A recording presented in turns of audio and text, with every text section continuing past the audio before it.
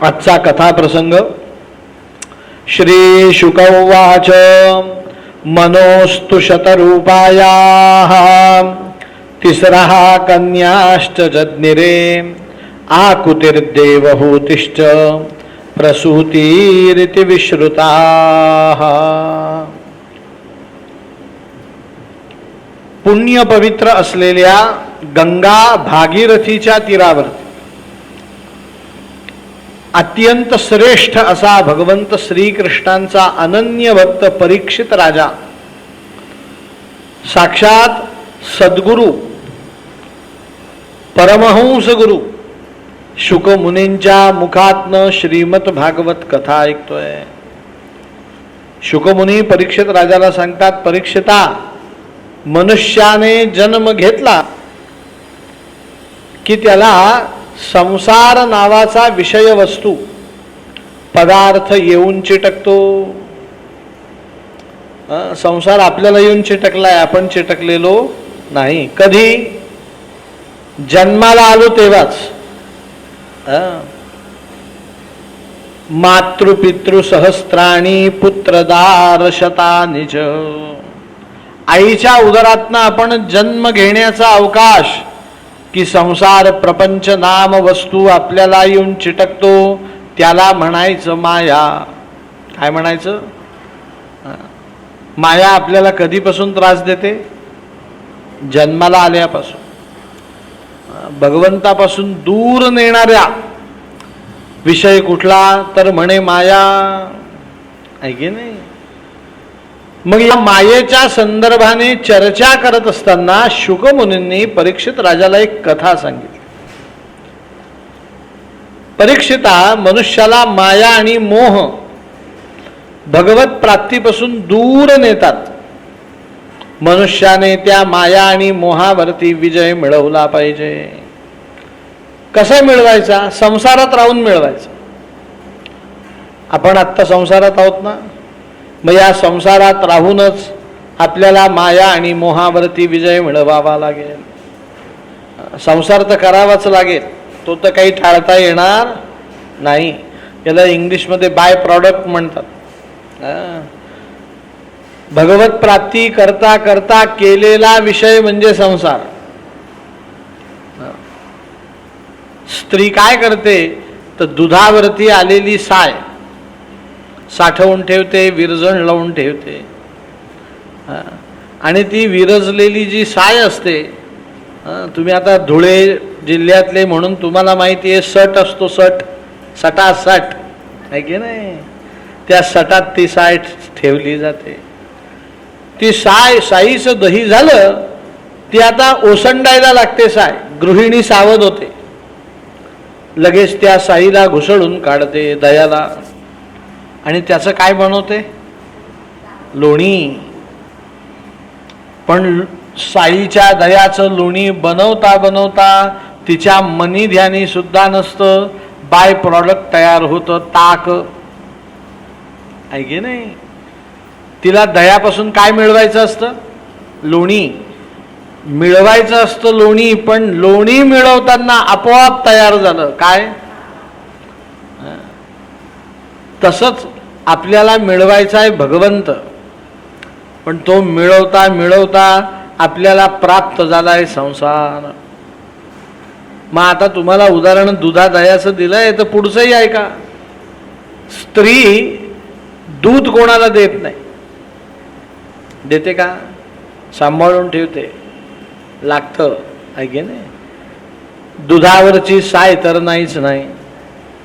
कोणी मागच्या भातावर दूध मागितलं तर ती बोट लावूनच पातेलं आणते साईला। साईचं दही तर नाहीच नाही, लोणी तर नाहीच, आणि तूप तर फळताळात ठेवतात, कपाटात। पण तीच स्त्री उदार करण्यासारखी शेजारणीला सांगते, ताक पाहिजे असेल तर घेऊन जा। आज आम्ही लोणी केलंय, तुम्हाला कढी करायची का? ताक घेऊन जा। ती स्त्री दूध दही लोणी तुपाला उदार नसते, ती कशाला उदार असते? तद्वत आपण संसारामध्ये संसारामध्ये उदार राहिलं पाहिजे, संसार देऊन टाकला पाहिजे. काय केलं पाहिजे? आणि घट्ट काय धरून ठेवलं पाहिजे? गाईच्या तुपाप्रमाणे भगवंत. मग हे सांगणं सोपं आहे, ऐकणं त्याहून सोपं आहे. आचरणात आणायचं कसं? कथा सांगितली, मनोस्तु शतरूपाया तिसरा कन्याश्च जज्ञिरे आकुतीर देवहूतिश्च प्रसूती रीती विश्रुता. काल तुम्हाला आकुती, प्रसूती आणि देवहूती यांची कथा सांगितली. आज 2 मुलांची कथा, त्या स्वयंभुव मनूच्या. त्याच्यातल्या एका पुत्राचं नाव आहे उत्तानपाद. त्या उत्तानपाद राजाला 2 राण्या होत्या, सुरुचिम सुनीतींचैव. एका राणीचं नाव होतं सुरुची आणि एकीचं नाव होते सुनीती. सुरुची पासून पुत्र झाला, त्या पुत्राचं नाव आहे उत्तम. आणि सुनीतीपासून पुत्र झाला, त्याचं नाव ध्रुव. लक्षात येतंय ना माझं बोलणं? आवाज ऐकू येतोय ना? एका दिवशीचा प्रसंग. हे दोघही सापत्न बंधू म्हणजे सावत्र भाऊ वडिलांच्या मांडीवरती खेळत होते. आणि राजाच्या शेजारी पट्टराणी म्हणून त्याची आवडची सुरुची राणी बसलेली होती. त्या सुरुचीला आपला पुत्र उत्तम वडिलांच्या मांडीवर बसला हे फार आवडत होतं. पण त्याच मांडीवरती ध्रुव बसलेला मात्र तिला आवडत नव्हतं. ती सारखा विचार करतीये की हा ध्रुव इथून कसा उठणार, कसा उठणार, कसा उठणार. पण तो काही उठला नाही, हिलाही रावलं नाही. ही जवळ गेली, ध्रुव बाळाला मांडीवरनं खेचलं, आपल्या सिंहासनावर घेऊन आली. सिंहासनाजवळ सिंहासनावरती बसली आणि लहान मुलाला पायात धरतो ना आपण, तसं त्या ध्रुव बाळाला धरलं आणि सांगितलं, बालोसित्वम, तू अजून वयाने लहान आहेस म्हणून तुला काही समजत नाही. तुला माहितीये का, ज्या वडिलांच्या मांडीवरती तू बसलायस त्या वडिलांच्या मांडीवर बसण्याचा तुला अधिकार नाही. का नाही? कारण तू माझ्या उदरातनं जन्म घेतला नाही. वडिलांच्या मांडीवर बसायचं असेल तर सुनीतीच्या उदरातनं जन्म घेऊन चालणार नाही. कोणाच्या उदरातनं घेतला पाहिजे?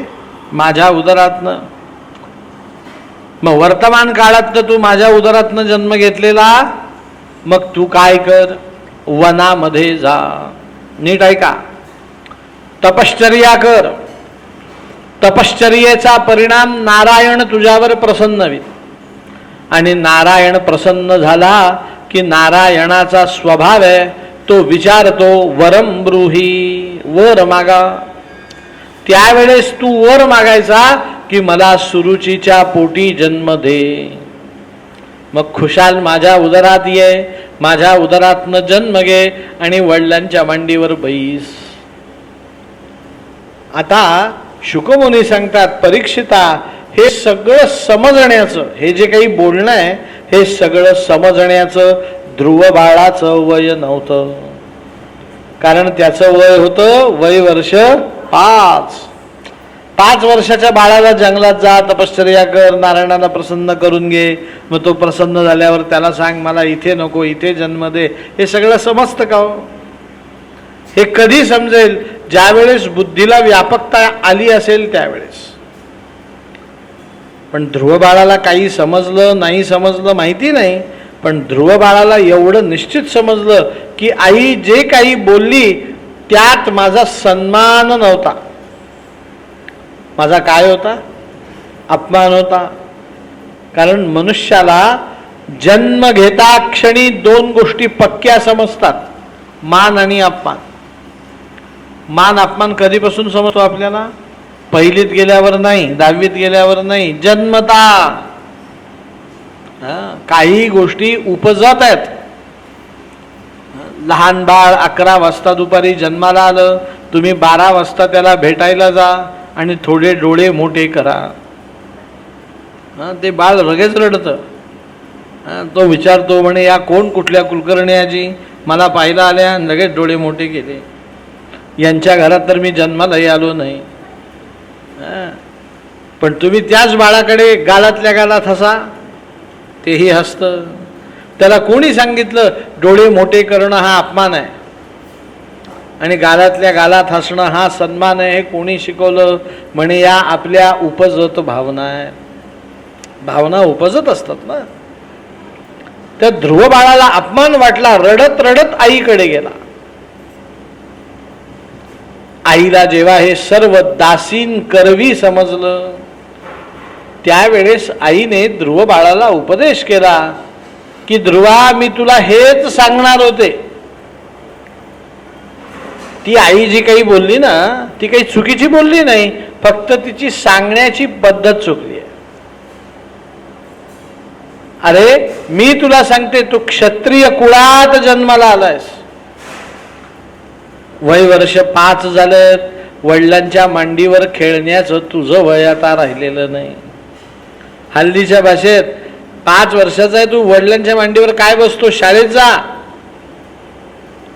ती सांगते मी तुला सांगते तू वनामध्ये जा. आणि शब्द फार महत्वाचा वापरला त्या सुनीतीने, स्वतःला सिद्ध कर. काय सांगितलं? या जगतात एक दिवस प्रत्येकाला स्वतःला सिद्ध करावंच लागतं. कोणाच्याही छत्रछायेखाली आपण आहोत म्हणून आपल्याला सिद्ध व्हावं लागणार नाही असं समजण्याचं कारण नाही. स्वतःला प्रूव्ह करावंच लागतं. मस्ट. म्हणजे मस्ट माहिती आहे ना इंग्लिशमध्ये, लागतंच. मी तुला सांगते स्वतः सिद्ध हो. मी फार लांबवत नाही विषय, एवढंच सांगतो की 5 वर्षाच्या बाळाला जंगलात जा असं कुठली आई सांगेल का हो? आपण रस्ता सुद्धा क्रॉस करू देणार नाही 5 वर्षाच्या मुलाला. इथे आई सांगतीये जंगलात जा, याचा अर्थ असा आहे ती आई सांगतीये शाळेत जा. कारण पूर्वीच्या काळी वनप्रदेशामध्ये थोर थोर ऋषीमुनींचे गुरुकुल होते. प्रभू रामचंद्र, कौरव, पांडव यांचं शिक्षण राजवाड्यात झालं नाही. कुठे झालं? वनांतरी झालं. धौम्य ऋषींचा शिष्य उपमन्यू जंगलात शिक्षण घेतलं. कुठे घेतलं?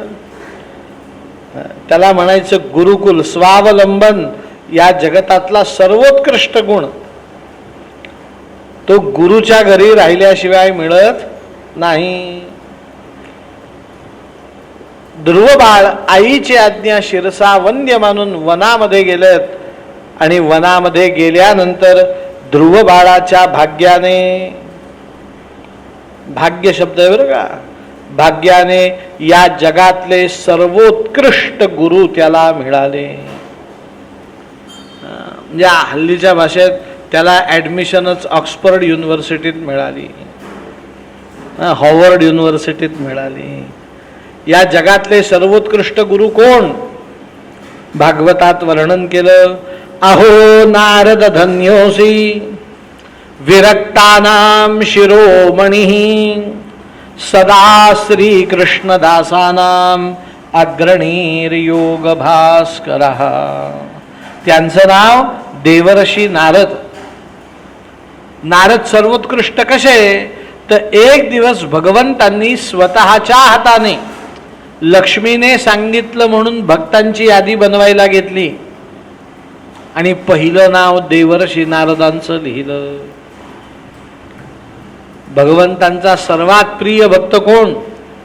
देवर्षी नारद. आणि या नारदांचा दुसरा दैवी गुण काय? फार ऐकण्यासारखा गुण आहे. दयति जगति मायाम यस्य कायाधवस्ते वचन रचनमेकं केवलं चाकलय्य ध्रुवपदमपि यातो यत्कृपात् ध्रुवोऽयं सकल कुशल पात्रं ब्रह्मपुत्रं नतास्मी. देवर्षी नारद माझ्यासारखं आगळ पगळ 3 तास बोलत नाहीत. ते किती बोलतात? वचन रचनम एकम. एखादं वाक्य मोठ्या मुश्किलीने बोलतात, पण ते असं बोलतात की समोरच्याच्या हृदयाचा ठाव घेतला जातो, त्याचं जीवन आमूलाग्र बदलतं. किती बदलतं की त्या देवर्षी नारदांच्या त्या एका वाक्यामुळे मायेवरती विजय मिळवला जातो. जयती जगती माया. मायेवरती विजय मिळवण्याचं सामर्थ्य फक्त एका शब्दामुळे होतं. असे सद्गुरू आहेत, त्यांचं नाव देवर्षी नारद. त्या नारदांनी ध्रुव बाळाला विचारलं, 5 वर्षाच्या ध्रुवा, तू इकडे कुठे आला? तर लहान मुलं जसं बोलतात तसं ध्रुव बाळाने उत्तर दिलं. म्हणे, मी वडिलांच्या मांडीवर बसलो होतो, तिथून मला उठवलं, ते मला सहन झालं नाही, म्हणून मी वनात आलो. म्हणे, का बरं? म्हणे, नारायणाला प्रसन्न करून घ्यायला. म्हणे, वडिलांच्या मांडीवरनं उठवलं याचा संबंध नारायणाच्या तपाशी कुठे आला? म्हणे, नाही, त्या नारायणाला प्रसन्न करून अशी जागा मिळवायची आहे की जिथून मला कोणी उठ असं म्हणणार नाही. देवर्षी नारदांनी स्मितहास्य केलं आणि ध्रुव बाळाला मांडीवर बसवलं आणि कानामध्ये 12 शब्द सांगितले. किती शब्द? ओम नमो भगवते वासुदेवाय. कुठले शब्द आहेत? ओम इति एकाक्षरम. होम हे एक अक्षर. नमो इति 2 अक्षराणि. नमो हे 2 अक्षर. भगवते इति 4 भगवते हे 4 अक्षर. आणि वासुदेवाय इति 5 1 अधिक 2 3 अधिक 4 7 अधिक 5 12 अक्षर सांगितलंय. आणि ध्रुव बाळाला सांगितलं, भागवत का ऐकायचं बघा, किती रहस्यमय ग्रंथ आहे. ते ध्रुव बाळाला सांगतात, हे 12 अक्षर घ्यायचे आणि कुठे जायचं? गच्छ गच्छ मधुवनम. मधुवनात जायचं. कुठे मधुवन? म्हणे, यत्र लीला हरेरभूत. सगळ्यात पहिल्यांदा 2 वेगवेगळे वाक्य सांगितलेत देवर्षी नारदांनी. त्याचा मी अर्थ सांगतो. त्यांनी सांगितलं, ध्रुवा तू मधुवनामध्ये जा. मधुवन म्हणजे काय? तर Madhuvan is the part of Vrindavan. वृंदावनात एकूण 16 प्रकारचे वन आहेत. वृंदावन, हरिवन, निधिवन, तालवन, कुंजवन, महावन, श्रीवन, भांडीरवन आदी वन आहेत. त्याच्यातलं एक वन कुठलं? मधुवनम. पण ही कथा सत्ययुगातली आहे. कुठल्या युगातली? आणि सत्ययुगात देवर्षी नारद ध्रुवाला सांगतात, यत्र लीला हरेरभूत. त्या मधुवनामध्ये राधा कृष्ण सदैव वास्तव्य करतात. आता खरं सांगा, सत्ययुगात राधाकृष्ण होते तरी का हो? सत्ययुग संपलं, त्रेतायुग आलं, प्रभू रामचंद्रांचा अवतार झाला, ती अवतार समाप्ती झाली. त्रेतायुग संपलं, द्वापर युग लागलं. द्वापर युगाच्या समाप्तीच्या वेळेस शेवटी राधा आणि कृष्ण यांनी अवतार घेतला. जो 3ऱ्या युगात शेवटी अवतार झाला, त्या अवताराचं वर्णन देवर्षी नारद त्या ध्रुव बाळाला सांगतात. सत्ययुगातच त्या मधुवनामध्ये राधा कृष्ण आहेत. आता सत्ययुगात राधा कृष्ण आहेत, देवर्षी नारद खोटं बोलतात का द्वापर युगात कृष्ण राधेचा जन्म झाला हे खोटं आहे? दोघांपैकी एक काहीतरी खोटं असलं पाहिजे ना. दोन्ही वाक्य खरे कसे असते? बरोबर आहे की नाही? तर या वाक्याचा अन्वय तुम्हाला मी सांगतो. अन्वयार्थ. देवर्षी नारद खोटं बोलत नाहीत.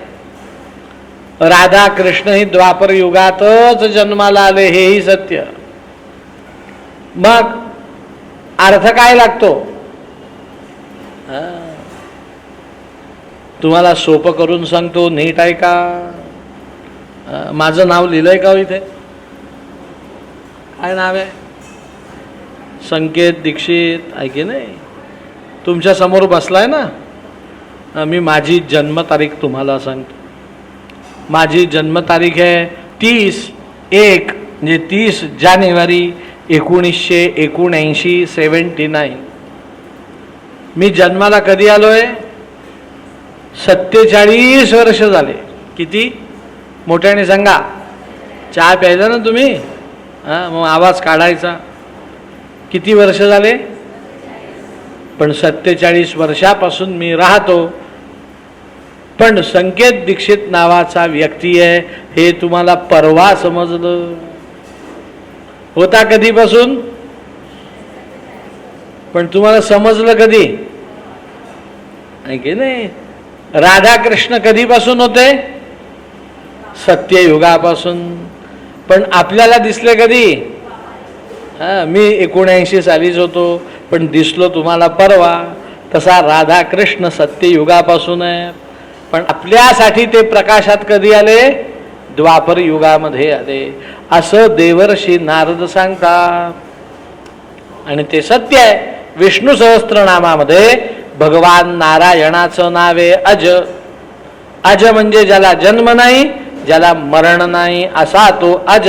श्रीहरी अजन्मा.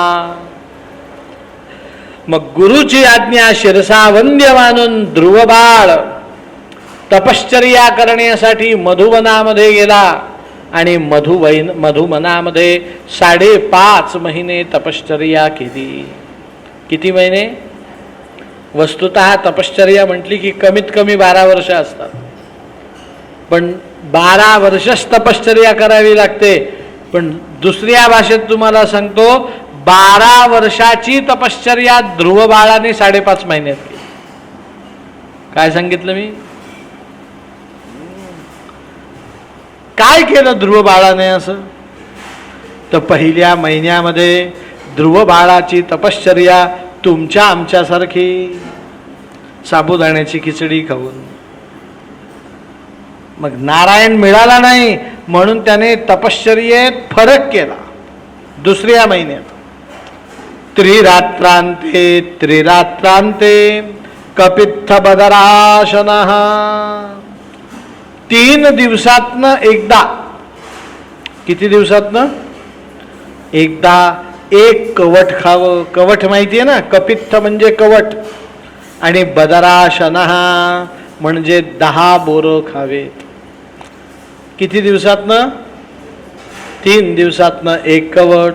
कवट फळ एवढं असतं, पण ते फोडलं तर चमच्याभर सुद्धा काही निघत नाही. पोकळ असतं सगळं. तेवढं खायचं आणि 10 बोरं खायचे.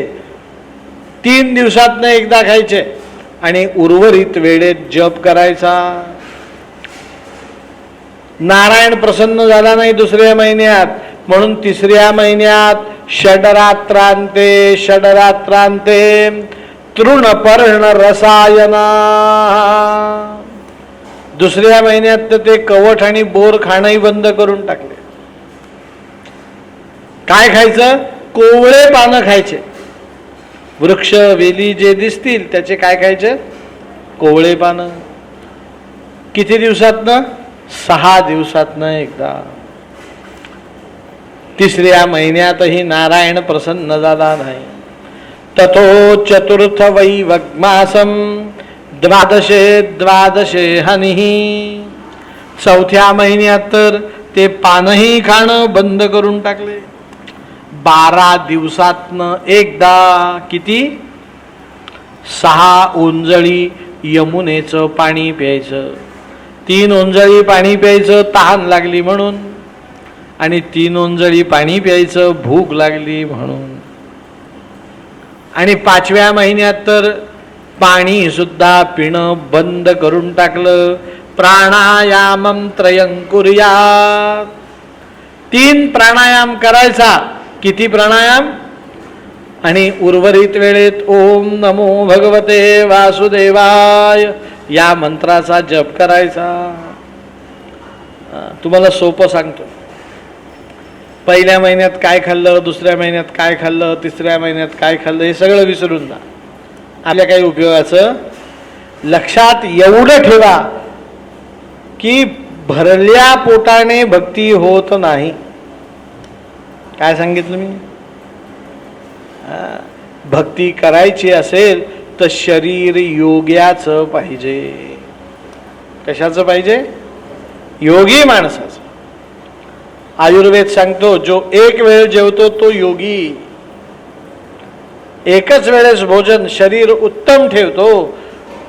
मग आधी सगळा देव धर्म नित्य अनेक देवपूजादी कृत्य करायचेत आणि त्याच्यातनं निवृत्त झाल्यावर एक वेळा भगवंतांना दाखवलेला नैवेद्य खायचा. अन्न पुरेसं आहे. आपण शरीराचे अति लाड करतो. काय करतो? 2 तास झाले नाही तर माणसाला गरगरल्यासारखं होतं. रामभाऊंना चक्कर आली. का आली? म्हणे नाश्ता केला नाही म्हणून. अहो, नाश्त्याचा चक्कर येण्याचा काय संबंध आहे? शास्त्र सांगतं परमार्थ हा योगी मनुष्यच करू शकतो. ज्याने इंद्रिय जिंकलेत तोच मनुष्य परमार्थाचा अधिकारी आहे. ज्याच्या रक्तात उपाशी पोटी 400 साखर आहे तो काय 1200 गायत्री जप करेल? शरीर कसं पाहिजे?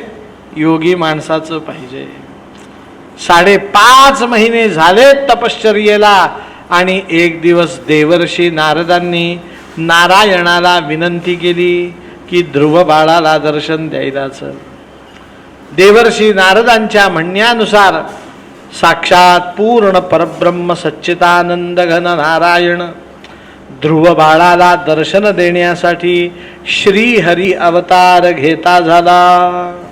कुठला अवतार? अवतार द्यायचा असेल तर कुठलं तरी रूप घेऊन यावं लागेल ना. म्हणून भगवंतांनी श्रीहरीचं रूप घेतलं. कसं? सशंख चक्रम सकिरीट कुंडलम सपीत वस्त्रम सरसीरुहेक्षणम सहार वक्षस्थल कौस्तुभश्रियम नमामि विष्णुम शिरसा चतुर्भुजम.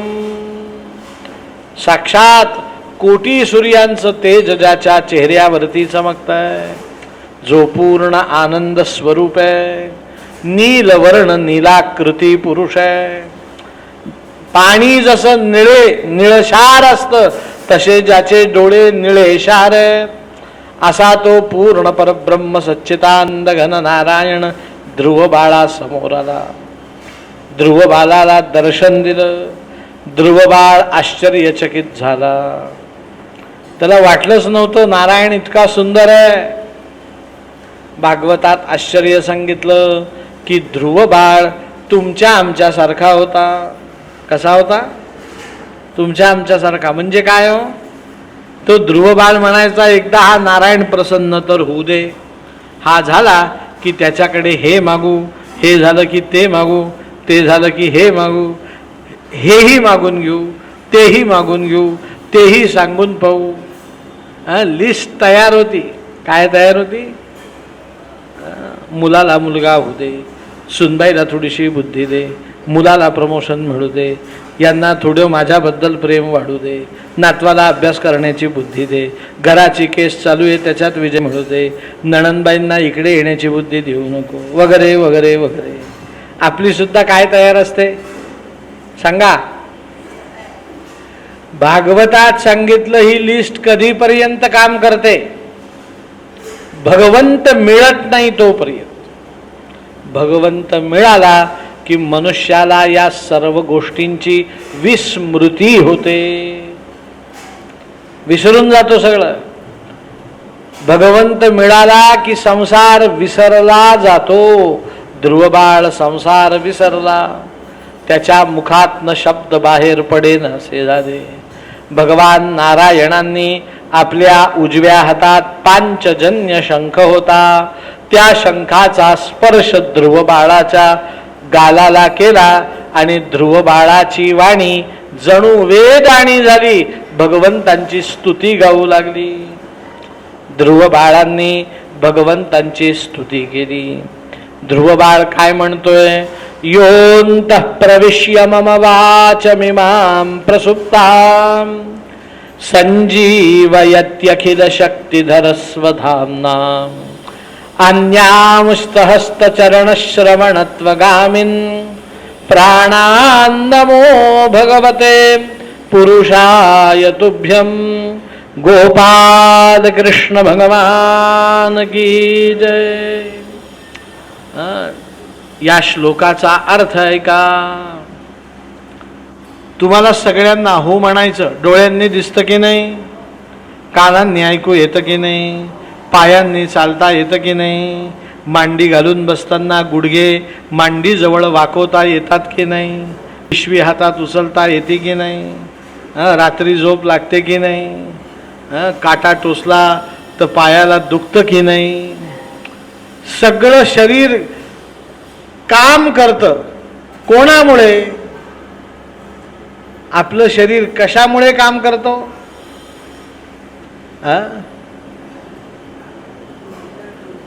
शरीरामध्ये प्राण नावाची वस्तू आहे म्हणून. पण आश्चर्य आहे, शरीरातल्या प्रत्येक कणाकणात प्राण आहे का? म्हणे नाही.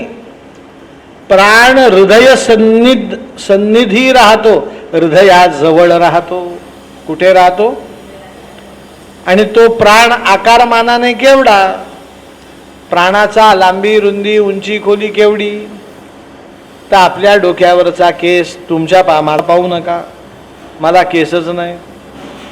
डोक्यावरचा केस उभा, आडवा नव्हे, उभा केस, त्याचे 7 तुकडे करता येतील का?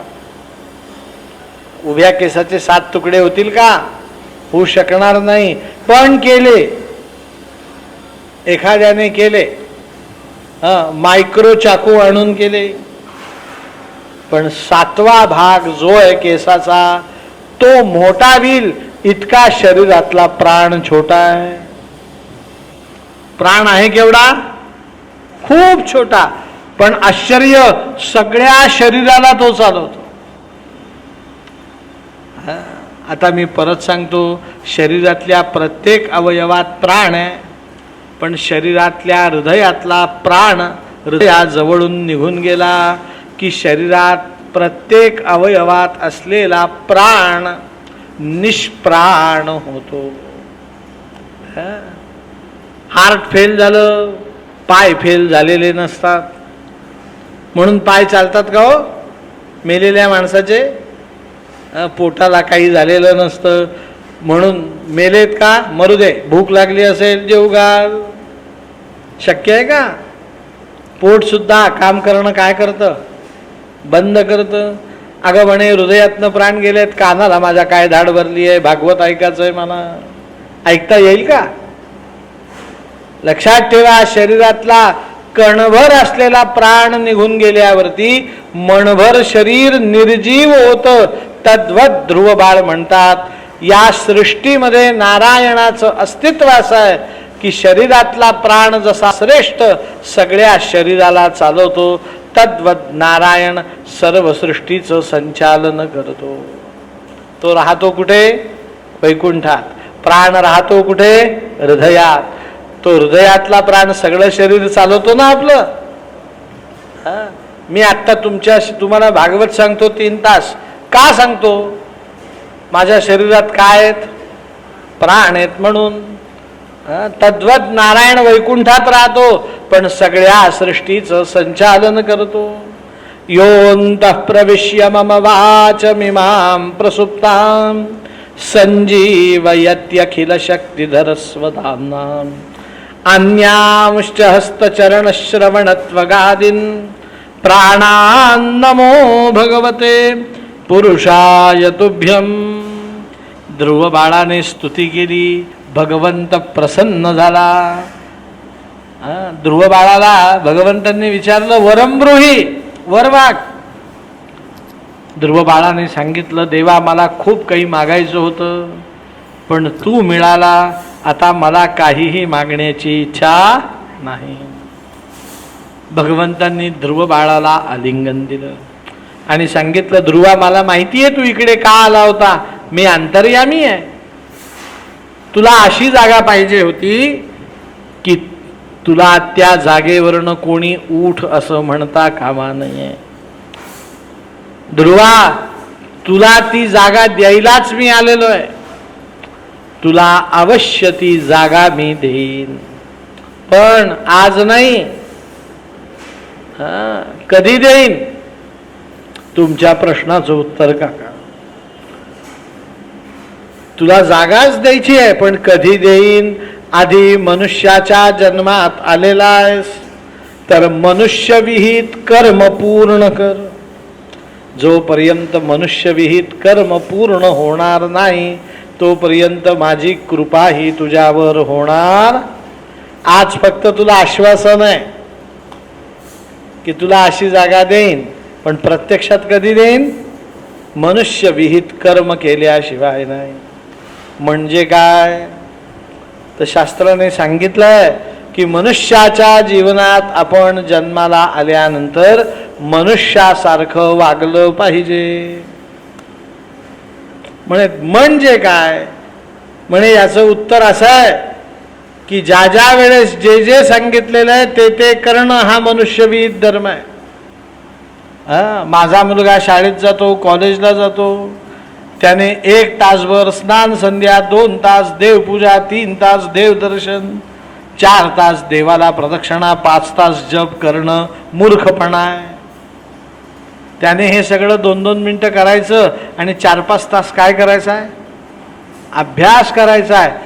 तो अभ्यास करतो हा त्याचा धर्म आहे आणि तो भगवंतांना फार आवडतो. मुलाची शाळा कॉलेज पूर्ण झालं, तो वडिलांजवळ आला म्हणे, का हो बाबा तुम्ही सांगितलं संध्या 2 तास 2 मिनिटं करा, देवपूजा 2 मिनिटं करा, मी केली, इंजिनियर झालो, आता करू का 4 तास देवपूजा? म्हटलं बावळट आहेस, 8 तास काम कर. 8 तास काम करणं, कुटुंबाचा चरितार्थ चालवणं ही देवपूजा आहे. काय आहे? देवपूजा आहे. काम करणं ही काही सामान्य गोष्ट नाही महाराज. 8 तास काम करतो, पगार मिळवतो, कुटुंबाचं भरणपोषण करतो, शास्त्र त्याला देवपूजा म्हणतं. माझं भागवत पाठ आहे. मग तुम्ही मला असं विचारा, का हो गुरुजी आम्हाला एवढं लोकांसंगे ब्रह्मज्ञान, तुम्ही घरात बसून जप करा ना. करायला हरकत नाही, माझा चरितार्थ चालेल का? मग मला नाशिकला येऊन उन्हात तानात येऊन भागवत सांगितलंच पाहिजे, कारण ते माझं कर्म आहे, ती माझी देवपूजा आहे. ज्या दिवशी शरीर थकेल त्या दिवशी मी हे नाही करणार. लक्षात ठेवा, आपलं वय जे सांगतं त्याप्रमाणे वागणं याला म्हणतात मनुष्यविहित कर्म करणं. शाळेतला शिक्षक आहे, त्याने 8 तास विद्यार्थ्यांना प्रामाणिकपणाने शिकवणं ही देवपूजा आहे. ही काय? मी माझ्या घरातलं उदाहरण देतो. असे दिवस फार कमी येतात माझ्या वाटेला, पण येतात कधी कधी की मला 8-15 दिवस भागवत नसतं, मग मी घरी असतो. मग सगळे देव रोज 2.5-3 तास त्यांची देवपूजा, 16 आवर्तन श्रीसूक्ताचे, 16 आवर्तन पुरुष सूक्ताचे, 1 रुद्राचं आवर्तन, मग सप्तशतीचं पाठ. सकाळी 8-8:30ला आंघोळ करून बसलं की 12 वाजेपर्यंत देवपूजा, काही कामच नाही आता. मग 12 वाजेपर्यंत माझी बायको माझ्या आधी जिची आंघोळ झालेली आहे, आधी आंघोळ कोणाची झाली? मग माझी झाली. ती 3.5-4 तासात देवघरात ढुंकून सुद्धा तिने पाहिलं नाही, नमस्काराला सुद्धा ती आली नाही, हळदी कुंकू वाहणं सुद्धा दूर. पण 12 वाजले, मी हाक मारली, का ग नैवेद्य झालं का? तिने उत्तर दिलं नाही. 5 मिनिटात नैवेद्य वाढूनच आणला. आपलं उदाहरण संपलं. लक्षात ठेवा, 3.5 तास मी पूजा करत होतो देवघरात. ती पूजा करत होती स्वयंपाक, फक्त ती स्वयंपाक नावाची पूजा करत होती. कुठली पूजा? तिचं स्वयंपाक कमी मोलाचं कसं म्हणता येईल? तिने जर स्वयंपाक केलाच नसता, देवाचा नैवेद्य शिजला नसता, देवपूजा झाल्यावर मला भूक लागल्यावर जेवायला मिळालंच नसतं. मग माझी देवपूजा ज्या मोलाची आहे, ज्या किमतीची आहे, त्याच किमतीचा तिचा काय आहे? स्वयंपाक. कारण तिचा तो मनुष्योचित धर्म आहे, तिने माझ्याशी लग्नच केलेलं आहे, मला भूक लागल्यावर जेवू घालण्यासाठी. लक्षात आलं का? तर मनुष्याने जन्माला आल्यानंतर मनुष्य विहित कर्म करणं ते जेपर्यंत पूर्ण होत नाही तोपर्यंत भगवत कृपेचा अनुभव येत नाही. एक छोटीशी गंमत तुम्हाला सांगतो आणि पुढे जातो. आपण सगळेजण नाशिक, धुळे, बरोबर आहे ना, या भागात राहतो. पण खरं सांगा, पंढरपूरला कोण कोण जाऊन आलो तुमच्यातला? हात वर करा. सगळेजण जाऊन आले बघा. आपल्याला नाशिकहून 480 किलोमीटर आहे पंढरपूर. आपलं 380 किलोमीटर आहे पंढरपूर. 380 बरं का, ती जवळ नाही पंढरपूर. पण पंढरपूर पासून 27 किलोमीटर अंतर दूर. किती? 27 किलोमीटर. एक संत राहत होते, ते कधीच पंढरपूरला गेले नाहीत. कधीच आयुष्यात आपल्या मराठी भाषेत बाप जन्मात गेले नाही. त्यांच्या घरावरनं दिंडी जायची. लोक म्हणायचे, महाराज चला पंढरपूरला. म्हणे छे छे छे छे छे, मी काही पंढरपूरला येत नाही. म्हणे मग तुमचा पांडुरंग? म्हणे माझा पांडुरंग कांदा मुळा भाजी, अवघी विठाबाई माझी. विहीर नाडा मूठ दोरी, अवघी व्यापिली पंढरी. सावता म्हणे केला मळा, विठ्ठलबाई ओवला गळा. सावता माळ्यांनी शेती केली नसती तर या वारकऱ्यांना अन्नधान्य कुठून मिळालं असतं. मग सावता माळी पंढरपूरला गेले नाहीत, पांडुरंगाकडे गेले नाहीत. पांडुरंगच सावता माळींना भेटायला आला. वारकरी पंढरपूरला, पांडुरंग कुठे? सावता माळींकडे. कारण सावता माळींची पूजा ही कर्मपूजा होती. अर्जुनाला भगवंतांनी भगवद्गीता सांगितली, 18 अध्यायांमध्ये सांगितली. त्याच्यातला एक अध्याय पूर्ण कर्मयोग आहे. एक श्लोक तर प्रसिद्ध आहे, कर्मण्येवाधिकार असते महाफलेषु कदाचन. म्हणतात की नाही आपण, कर्म केल्याशिवाय मनुष्याला गती मिळत नाही.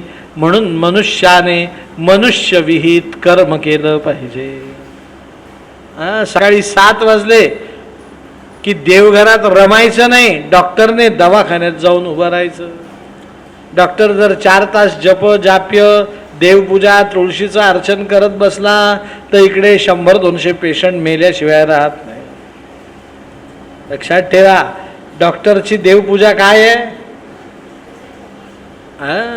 खिचडी थोडी जास्त झाली तरी तुम्हाला, का ताक थोडं जास्त झालं?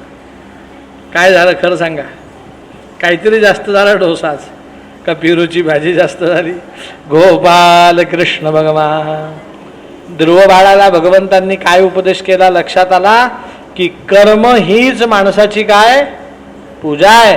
जोपर्यंत तू मनुष्योचित कर्म करत नाही तोपर्यंत माझी कृपा तुझ्यावरती होणार नाही. एक वाक्य शेवटचं सांगून पुढे जातो. मी जर भागवत सांगितलं नाही तर देव म्हणेल तो संकेत दीक्षित एक मूर्ख. पण माझी मुलगी लग्नाला आली आणि मी भागवतच सांगत राहिलो तरी देव म्हणेल तो संकेत दीक्षित एक मूर्ख. जेव्हा भागवत सांगायला पाहिजे तेव्हा भागवत सांगितलं पाहिजे. मुलगी लग्नाला आली की तिला स्थळ शोधलं पाहिजे. तिला मुलगा झाला की नातवाला खेळवायलाही पाहिजे. तेव्हाही नुसतं भागवत चालून सांगणार नाही, माझं कर्म बदलत राहणार आहे.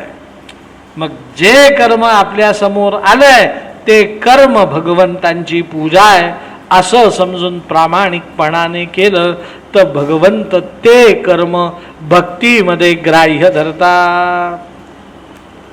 मी तुम्हाला 3 तास प्रामाणिक जर भागवत सांगितलं असेल तर देव हे 3 तासाचं भागवत भक्तीमध्ये कन्वर्ट करतो, माझ्या खात्यात जमा करतो. फक्त ते कसं सांगायचं? प्रामाणिक सांगायचं, कर्म प्रामाणिक करायचं. ध्रुव बाळाला आशीर्वाद भगवंतांनी दिला आणि भगवंत अदृश्य झाले.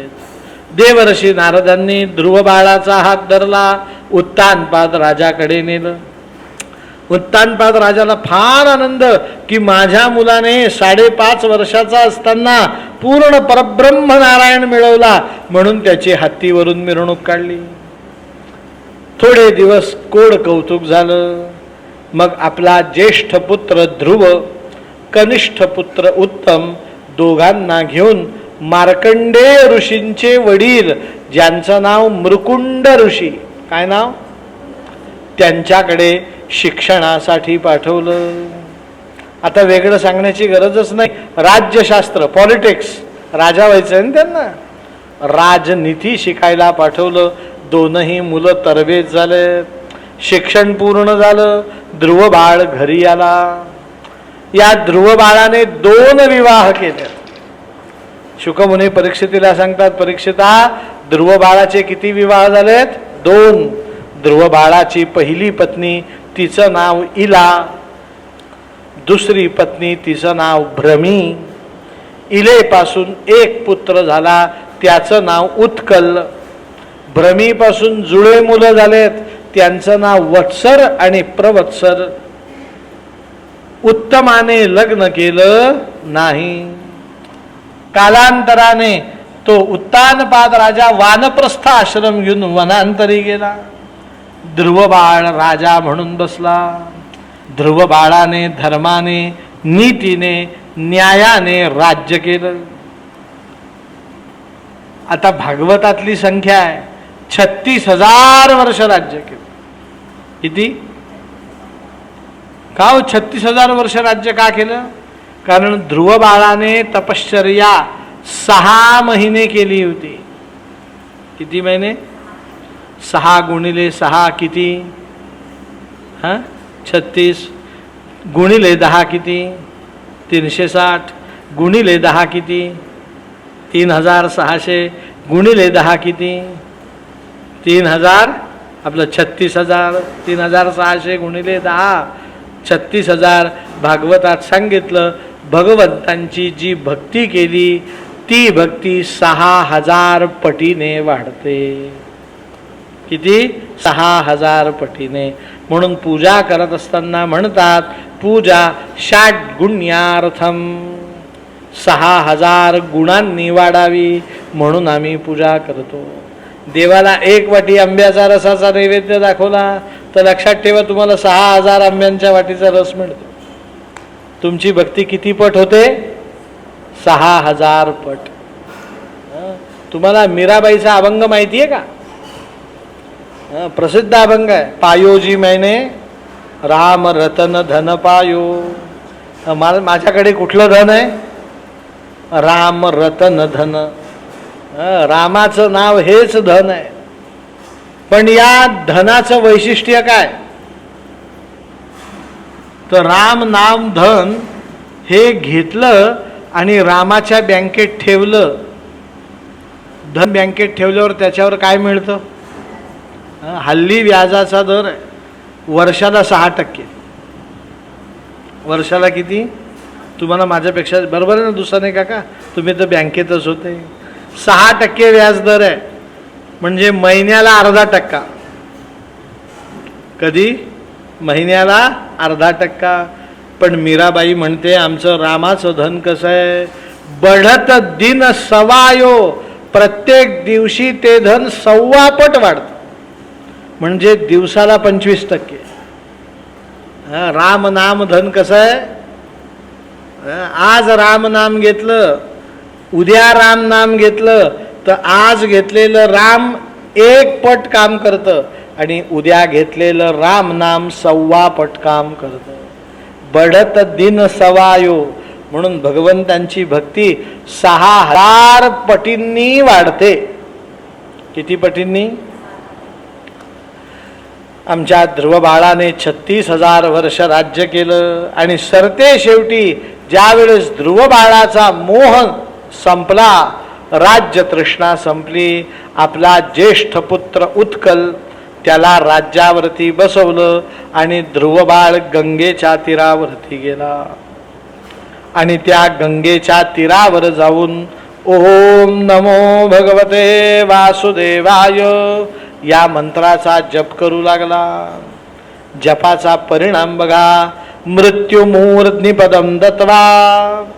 साक्षात मूर्ध्नी म्हणजे डोकं, मृत्यू म्हणजे यम. यमाच्या डोक्यावर पाय देऊन आरुरोहत विमानोपरी, विमानावरती चढला, विमानात बसला.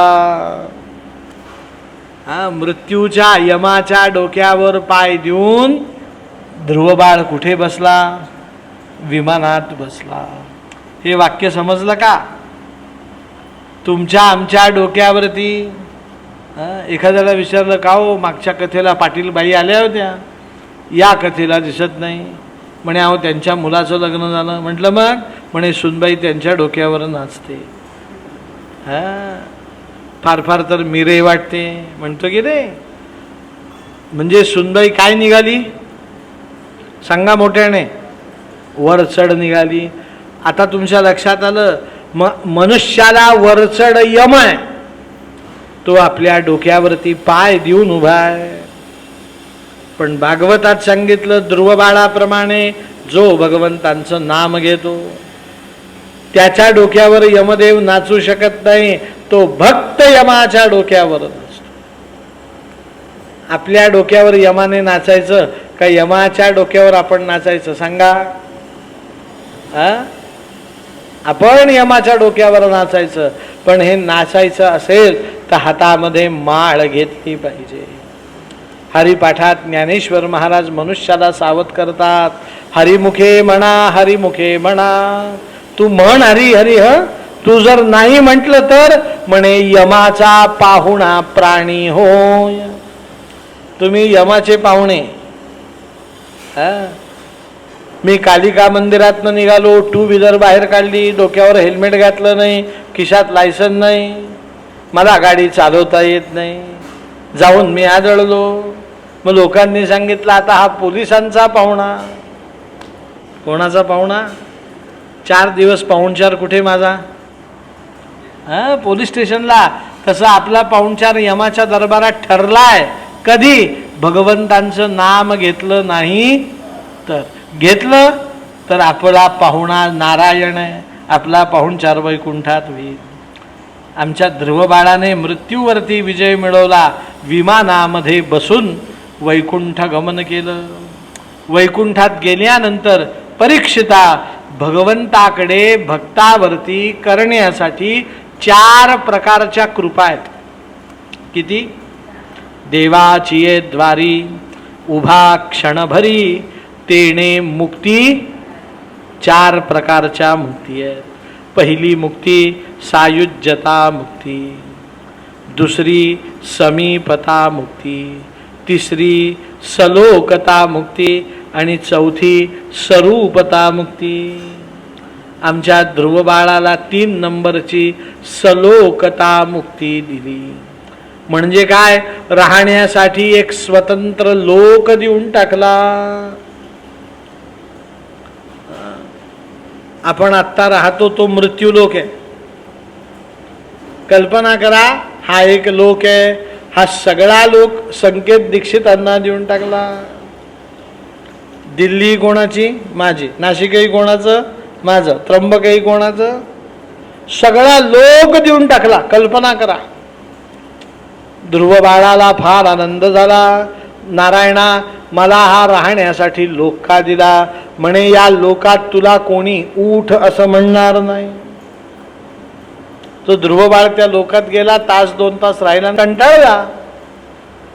हल्लीच्या भाषेत सांगतो म्हणे देवा आम्ही दोघं नवरा बायको आणि आम्हाला राहिला 4 BHK, काय करायचा? ध्रुवबाळ याच थाटात म्हणे देवा एवढा मोठा लोक आम्हाला काय करायचा? भगवंतांनी सांगितलं तुझ्या कल्याणासाठी मी या लोकामध्ये सप्तऋषींना पाठवतो. सप्तऋषींमधले प्रमुख ऋषी ज्यांचं नाव वसिष्ठ, त्यांच्या पत्नीला अरुंधतीला पाठवतो. ते 7 ऋषी. 8वा तू. तुम्ही रोज पहाटे भागवत ग्रंथाचं परिशीलन करायचं. भागवत ग्रंथातला एक श्लोक घ्यायचा, त्याच्यावरती काय करायची? चर्चा करायची, प्रवचन करायचं. आज हे ऋषी करतील, उद्या ते ऋषी करतील, परवा ते ऋषी करतील, 8व्या दिवशी तू कर. 7 दिवसाचे 7 ऋषी झाले की 8व्या दिवशी तू कर. 8 दिवस झाले की परत पहिल्यापासून सुरुवात करा. 18,000 श्लोक आहेत, संपता संपणार नाही. आणि तुम्हाला 12 वाजता भूक लागेल म्हणून अरुंधतीला पाठवतो. अरुंधती तुमची काय करेल? भोजनाची व्यवस्था करेल. ध्रुव बाळ रोज पहाटे ध्रुवलोकामध्ये बसून भागवत ग्रंथाचं परिशीलन करतो. म्हणून पहाटे सूर्योदय होण्याच्या आधी अर्धा प्रहर शुक्राच्या चांदणी जवळ पूर्ण ध्रुवलोकाचं दर्शन होतं. ध्रुवाचा तारा दिसतो, साक्षात ध्रुव महाराज दिसतात. त्या ध्रुव बाळांजवळ भागवत ग्रंथाचं परिशीलन करणारे सप्तर्षी दिसतात. त्या सप्तर्षींजवळ इकडे स्वयंपाक करतीये, तिकडे भागवतही ऐकतीये, अशा अरुंधतीचा तारा दिसतो. कुठे? पूर्व दिशेला आकाशात पूर्ण ध्रुवलोकाचं दर्शन होतं. पण पहाटे 4ला का होतं? कारण भक्त लोक पहाटे उठतात, पूर्वेला तोंड करून गायत्री जप करतात. कधी कधी संकट येतं, दुःख येतं, माणसाच्या मनात प्रश्न येतो, खरंच या जगात देव आहे का? खरंच देवधर्म केला पाहिजे का? खरंच असं काही आहे का? मग ध्रुवबाळ सांगतात, मनात विकल्प येऊ देऊ नको, माझ्याकडे बघ. हजारो वर्ष झाले भगवत कृपेचा मी अनुभव घेतोय. काय घेतोय? भगवत कृपेचा काय घेतोय मी? अनुभव घेतोय. आणि नुसता अनुभव घेत नाही, तुला उपदेश करायला आलोय की भगवंत प्रत्येक जीवाची परीक्षा घेतात. ती परीक्षा घेतल्याशिवाय भगवंतांची कृपा कोणावरही होत नाही. ते म्हणाल, गुरुजी परीक्षा का घ्यावी लागते? अहो फार सोपं उत्तर आहे. आपला मुलगा शाळेत जातो, खरंच तो काही शिकतो का हे कधीतरी जाणवलं पाहिजे, म्हणून त्याची काय घेतली जाते? ती परीक्षा घेतल्यावर आपल्याला समजतं, 100 पैकी 69. ती परीक्षाच जर घेतली नाही तर आपला मुलगा किंवा आपला नातू कुठल्या पायरीवर उभा आहे हे आपल्याला कधीच समजणार नाही. आयुष्याचं गणित सांगतो. शाळा ऐका, शाळा असते की नाही, काही दिवस शाळेत जाण्याचे असतात.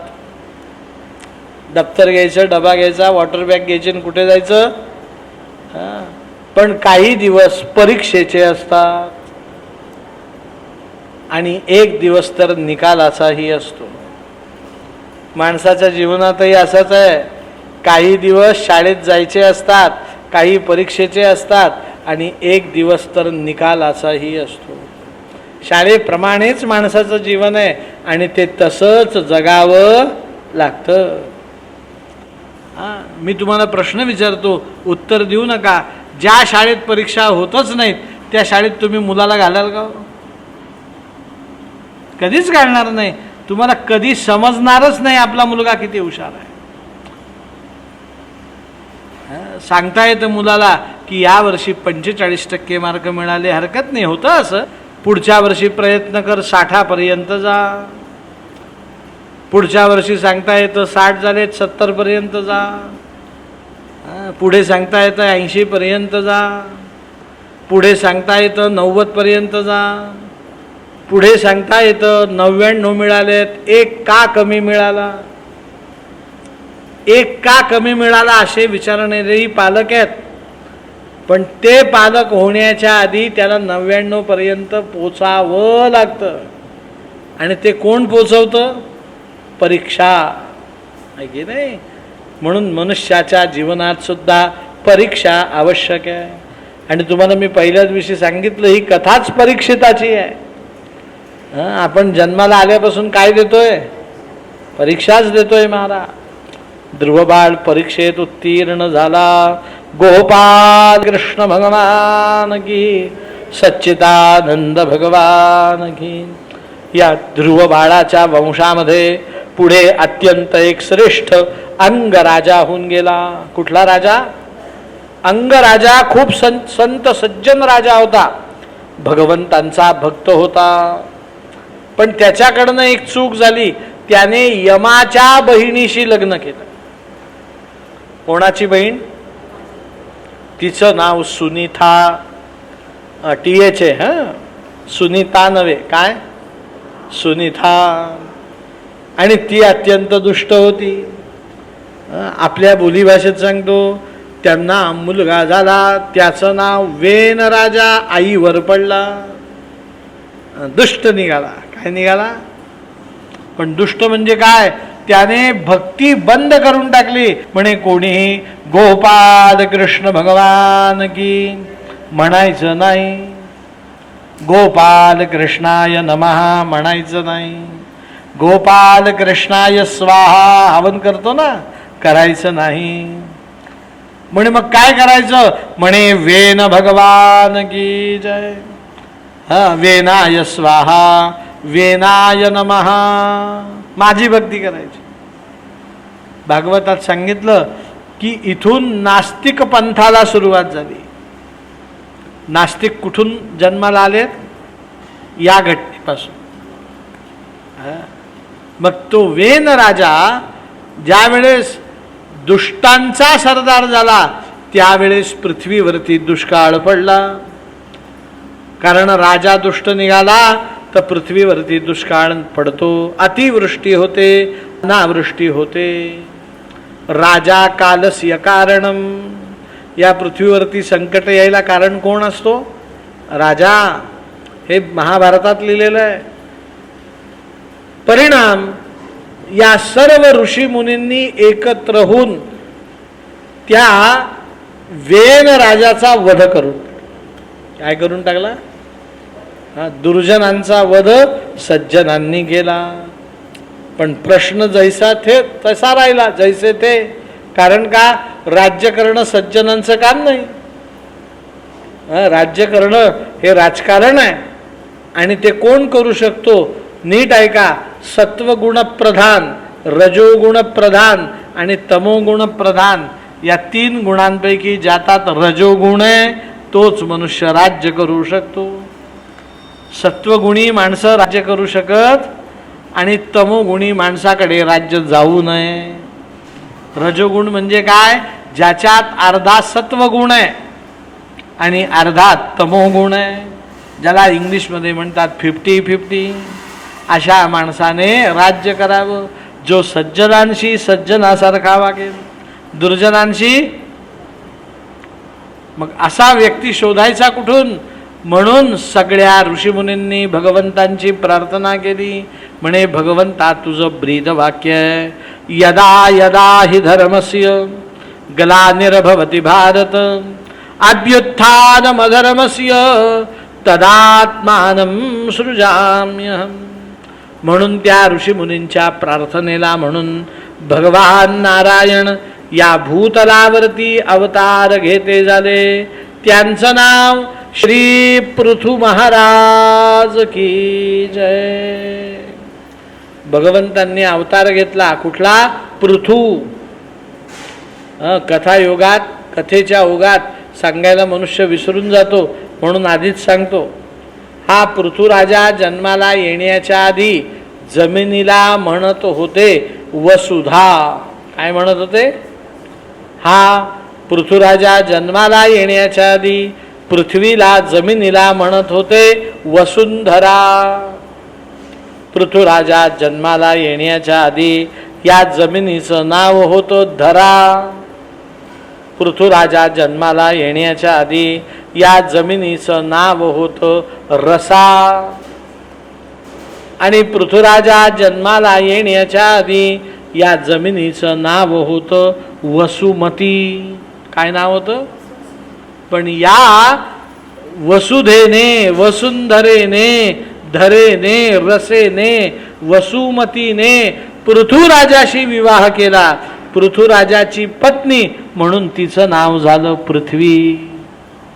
पृथ्वी हे नाव कोणावरनं पडलं? पृथुराजावरनं पडलं.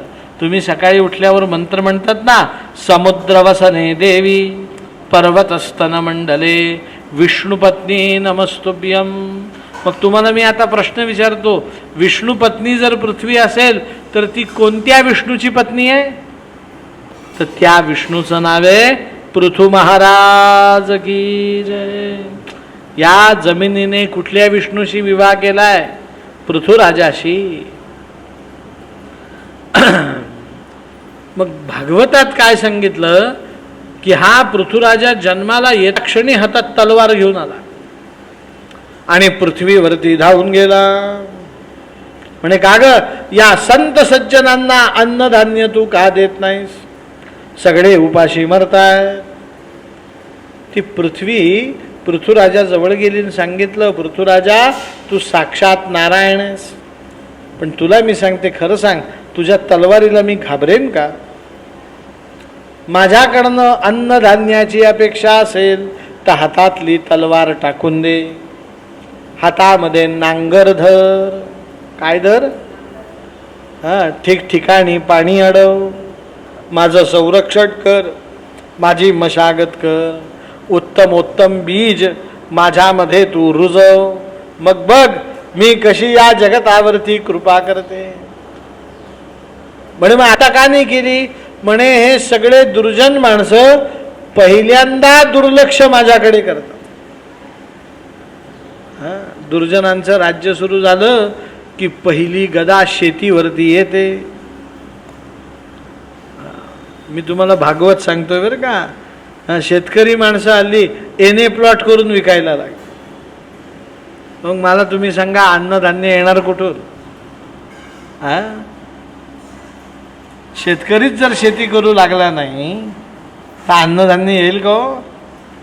आपण काय खायचं? पृथ्वी म्हणते की हे दुर्जन माणसं थोड्याशा धनासाठी माझ्यावरती अन्याय करतात, आणि आपण ते खरं करून दाखवलं. आपण अन्याय करतो की नाही पृथ्वीवरती? मी तुम्हाला सांगतो, 28 फेब्रुवारी या वर्षी, किती, मोहाडी म्हणून गाव आहे, तिथे माझं भागवत झालं. कथेची वेळ हीच 2 ते 5. मग मी 12 वाजता गाडी पकडून जायचो CBS वरनं, कथा करायचो 2 ते 5. सगळा शेतकरी वर्ग यायचा. एक मनुष्य मला रोज 5 वाजता कथा संपली की ताजी भाजी घेऊन यायचा.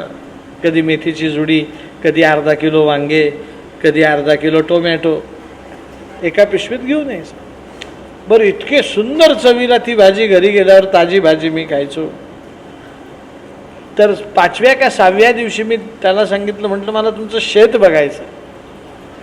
तर शेतात मी गेलो तर त्याच्या शेतात खूप फ्लॉवर लावलेला होता. त्यांना म्हटलं, अहो मला फ्लॉवर खूप आवडतो, तुम्ही मला दिला का नाही? तर त्या शेतकऱ्याने सांगितलं, मागितला तरी देणार नाही म्हणे. काय सांगितलं? म्हटलं का? म्हणे हा जेवढा किलोचा फ्लॉवरचा गड्डा आहे ना, त्याच्या निम्मी त्याच्यामध्ये युरिया आहे म्हणे. तुम्ही कितीही धुवा, कितीही शिजवा, त्याच्यात काय? जंतुनाशक औषधाची एवढी फवारणी आहे. आम्ही फ्लॉवर विकतो म्हणे, पण घरात खात नाही. आता हे माझ्या मुखातलं वाक्य नाही, हे कोणाच्या मुखातलं वाक्य आहे? म्हणजे पृथ्वीवरती आपण काय करतोय? अन्याय करतोय. त्यावेळेसचा अन्याय निराळा, या वेळेसचा अन्याय निराळा. पण मला इकडे मारलं तरी वेदना, इकडे मारलं तरी, म्हणजे तिकडे त्यावेळेस जो अपमान केला तो इकडून मारणं, आत्ता वागतोय ते करणं म्हणजे इकडून मारणं, पण वेदना दोन्ही काळात मलाच होणार.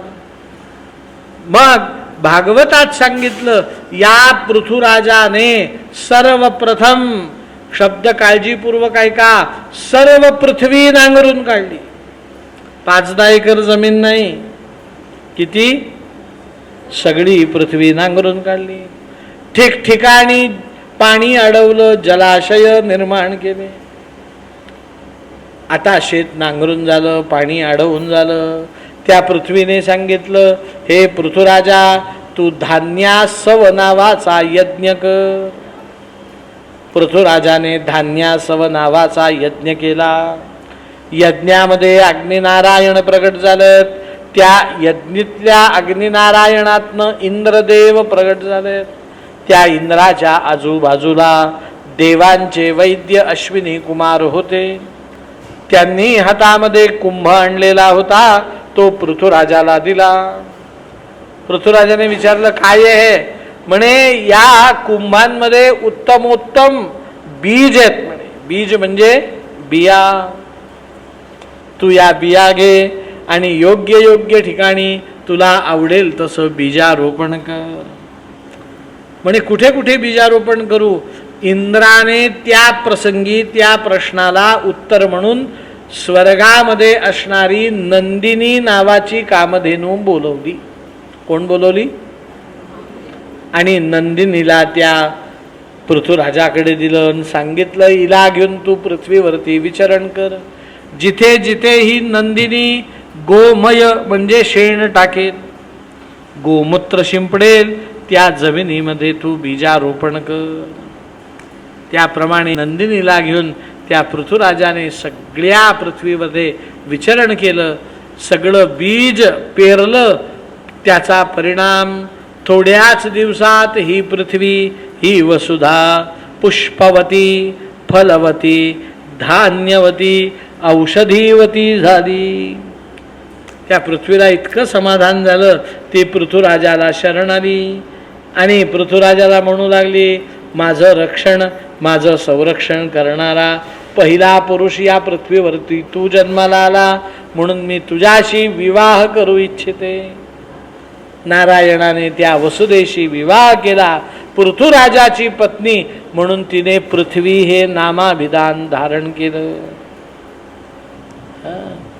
ते तेव्हापासून ही फॅशन असावी, नवऱ्यावरनं बायकोचं नाव. हल्ली थोडंफार असंच असतं ना, नवरा ऑफिसवरनं कामावरनं येतो आणि घरात शिरतो, अगं कुंदा, अगं कुंदा कुठेस?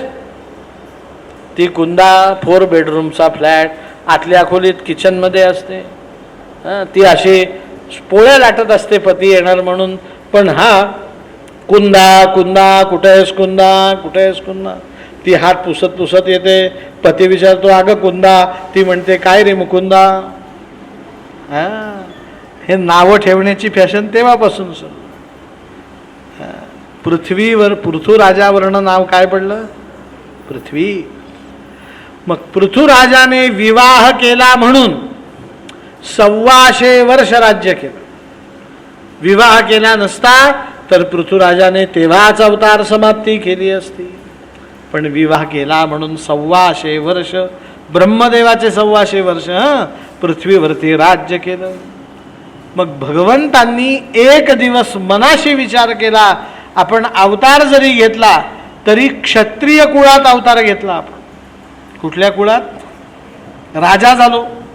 मग क्षत्रिय कुळात जन्माला आलो तर आपण राजसूय यज्ञ केला पाहिजे. म्हणून भगवंतांनी 1 वर्षभर चालणारा राजसूय यज्ञ केला.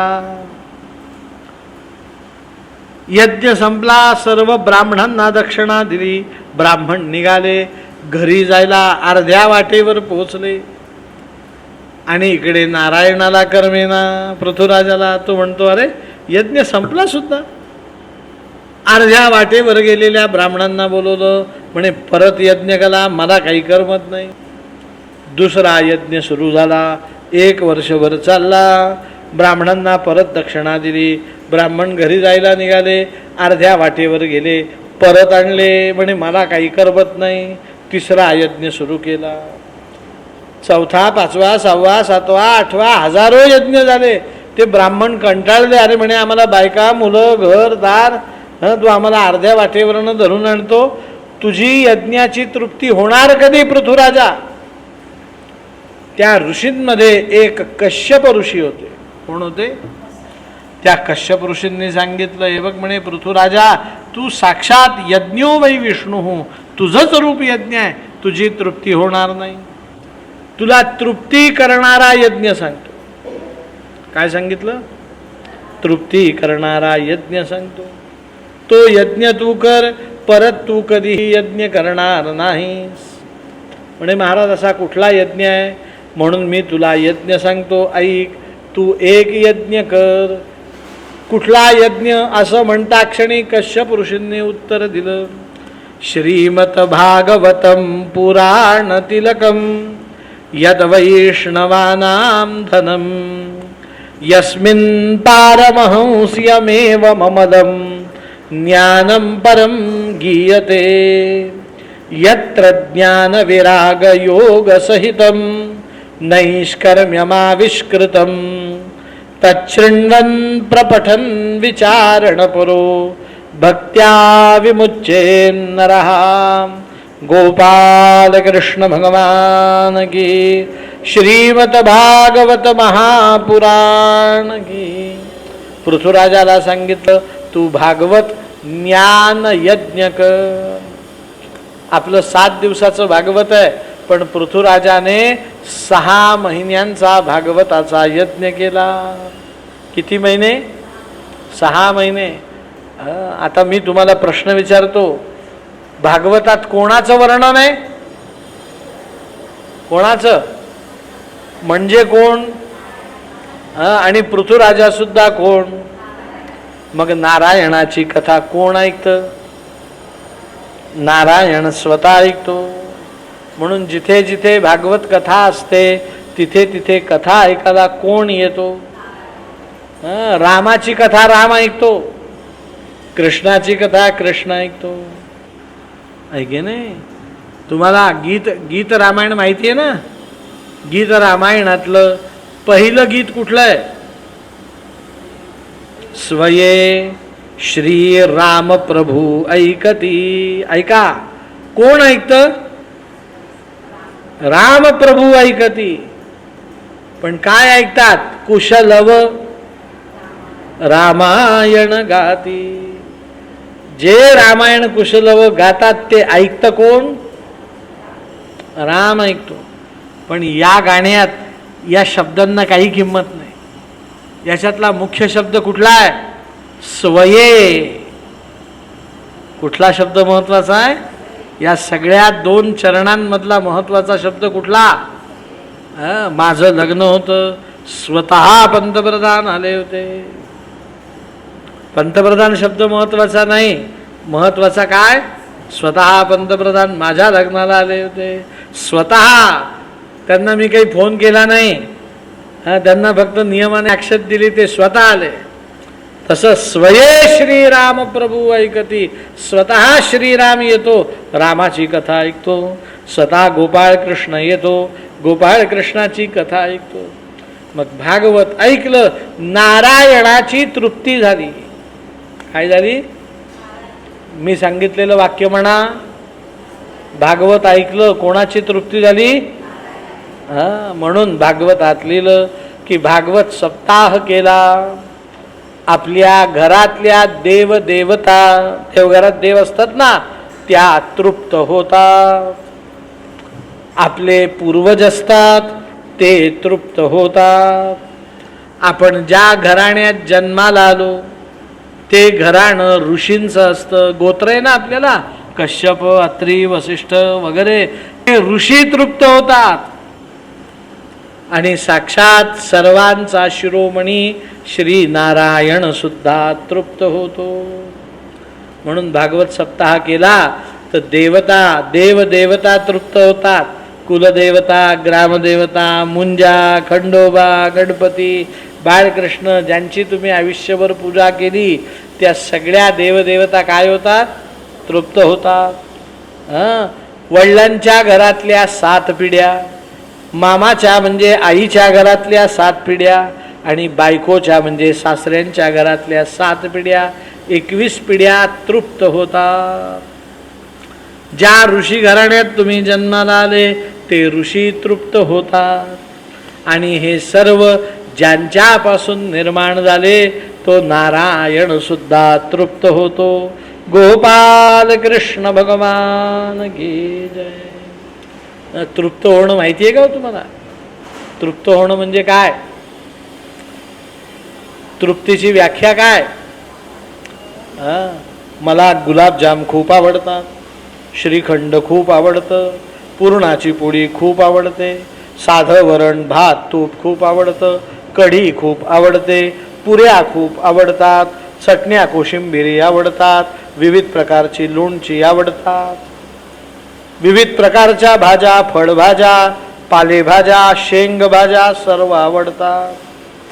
मग एक दिवस माझ्या बायकोने सर्व पदार्थ केले, पंचपक्वान्न केल्या, 4 भाज्या केल्या, 4 चटण्या केल्या, 4 कोशिंबिरी केल्या, 4 प्रकारची रायती केली. आकंठ जेवलो. किती जेवलो मी? कंठापर्यंत जेवलो. बायको तरी विचारायची लाडू वाढू का? म्हटलं श्रीखंड वाढू का? म्हटलं अगं 4 वाट्या खाल्ल्या, आता नको. पुरणाची पोळ्या म्हटलं अगं 3 खाल्ल्या, साखर पसरवून खाल्ल्या, सांगितलं ना मी. आंब्याचा रस म्हटलं अगं 9 वाट्या झाल्या. पण तिची इच्छा आहे, 1 महिना आपला पती भागवत सांगायला बाहेर गेला होता, आज घरी आला, त्याने तृप्त व्हावं म्हणून ती शेवटचा तृप्ती प्रश्न विचारते. कुठला प्रश्न? ती म्हणते, बरं जेवण झालं का तुमचं? घासभर दही भात घ्या. काय म्हणते ती? काहींना दही भात, काहींना दूध भात घेतल्याशिवाय जेवण झाल्यासारखं वाटत. ती भात वाढते, त्याच्यावर दही दूध वाढते, मिठाचं थोडंसं कण वाढते, दही दूध मीठ लावून तो भात कालवायचा, 1 घास खायचा, लोणच्याची फोड जिभेला लावायची. सगळं खाल्लेल्या अन्नाची तृप्ती दही भाताच्या घासाने होते. कशाने होते? आणि तो दही भात खाल्ल्यानंतर हात धुतला, पोटावरनं हात फिरवला, किती पत्नी प्रेमातिशयाने गोविंद विडा आणून देते. तो विडा खाल्ला रे खाल्ला की सगळं अन्न खाल्ल्याचं काय होतं? समाधान होतं. मग तो पती म्हणतो, आज मजा आला बुवा, गोपाल कृष्ण भगवान. आत्तापर्यंत आला नव्हता, आता तो काय झाला? तृप्त झाला. लक्षात ठेवा, भागवत कथा केली की सगळ्या देवदेवता सुद्धा काय होतात? तृप्त होतात. कोण तृप्त झाला? पृथु महाराज की जय. गोपाल कृष्ण भगवान, त्र्यंबकेश्वर भगवान की. तुम्हालाही जांभया येत आहेत, 5 मिनिटं उठा, तोंडावरनं हात फिरवून या, पाणी पिऊन येऊन बसा. पेरूची भाजी थोडी आज जास्तच खाल्ली ताई तुम्ही.